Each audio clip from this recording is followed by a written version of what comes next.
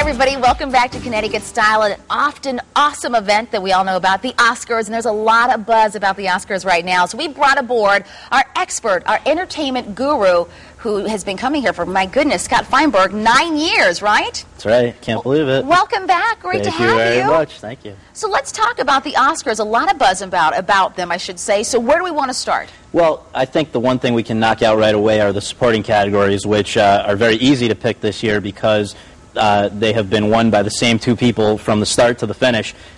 In the supporting actor category, Christoph Waltz, a guy who nobody had even heard of a year ago, just blew everybody away from the opening sequence of Inglourious Basterds on as a Nazi who's just a particularly sadistic yet also somehow you can't turn away from, and so he is going to win that award in a walk.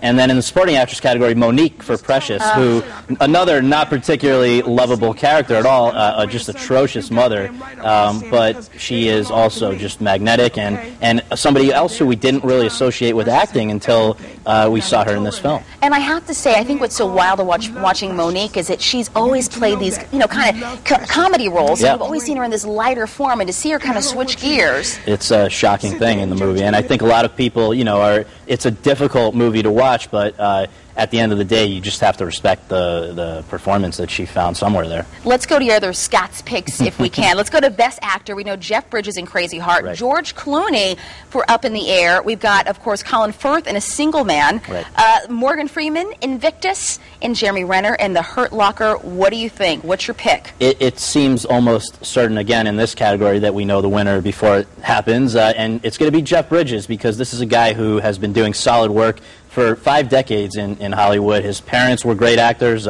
His dad, in particular, Lloyd Bridges, very well known for High Noon and other classic movies. But Jeff Bridges is just one of the most likable guys there is. He works across genres. You either love him for The Big Lebowski or for more serious roles like this one. He's playing an alcoholic, has-been singer who's trying to get a second chance, and really, blows people away. Does singing in his movie, and he'll win this one, if anything, just because people, almost as a career achievement tribute.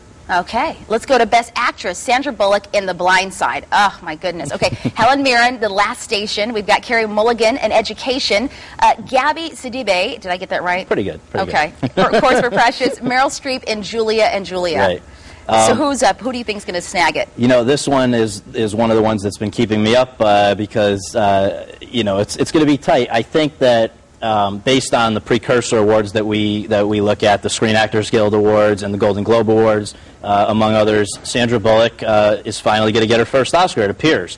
But she's up against some interesting competition. Meryl Streep, everybody thinks of her as being here every year, but the truth is, and she often, essentially is, but she hasn't won in 27 years. She last won in for a performance in 1982. The Oscars were in 1983.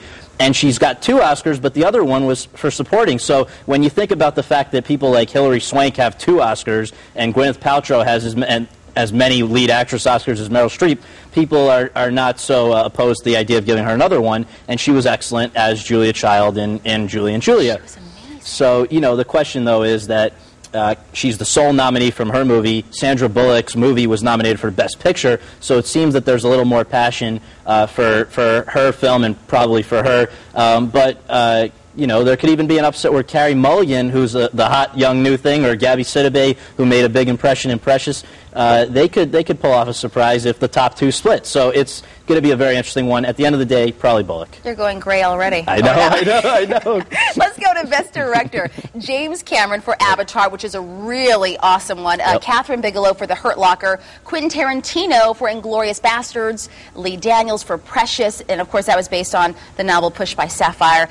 Jason Reitman for Up in the Air. And did I get them all? Yeah, you got them all. And it's an amazing, diverse group this year. You've got Catherine Bigelow, who I think will be the first woman in 82 years to ever win the Best Director Oscar. So that's going to be a very exciting moment. Wow. And what makes it even more interesting is that her biggest threat for to lose that category is James Cameron, who's her ex-husband. They were married. Oh. So you've got these two, and they're such different movies. The Hurt Locker is a little movie that's made about $13 million.